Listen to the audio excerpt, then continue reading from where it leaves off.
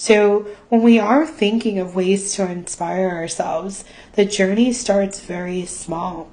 And through the process, we may find that maybe education helps us to get to that next step.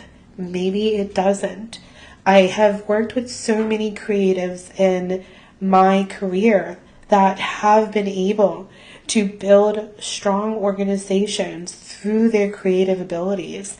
And they discovered that in many cases through their organizations.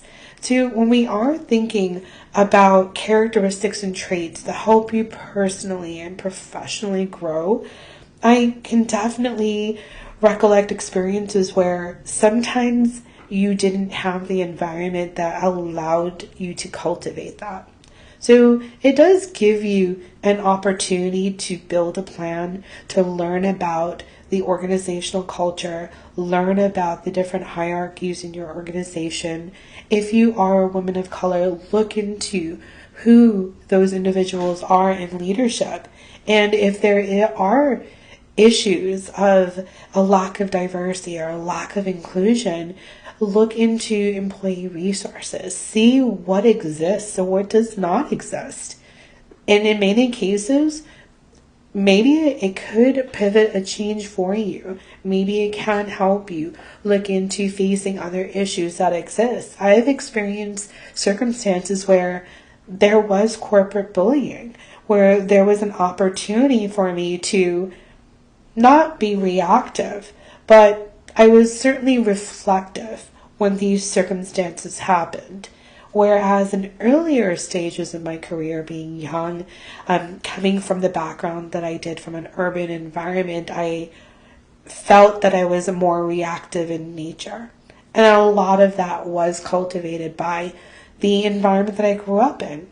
Growing up in Brooklyn, I wasn't in an environment where many people perceived success in every individual.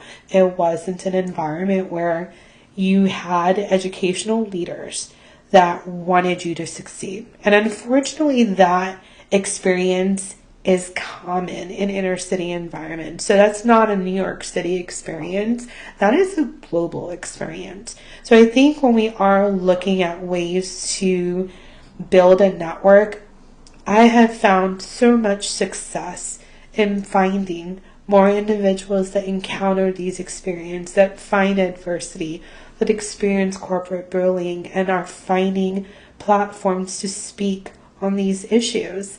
And also to empower yourself, to strengthen your communication skills, to learn how to identify and communicate with others within your own network or beyond your network, to help create change in organizations or well beyond.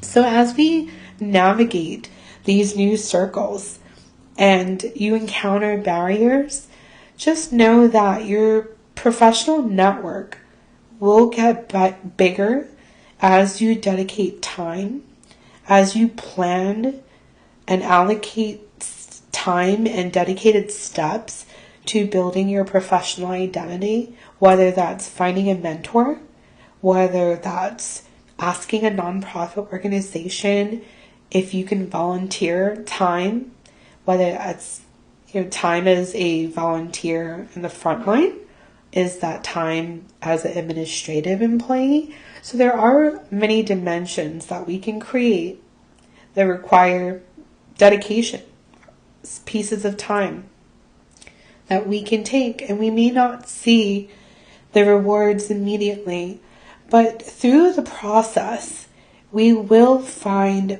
ways to identify our strengths, find ways to cultivate our talents. So as you define your professional identity, remember your journey is unique. You can help inform change in these organizations and build awareness. There's a lot more work to do, but we'll be the change we wish to see. I look forward to talking to you all soon.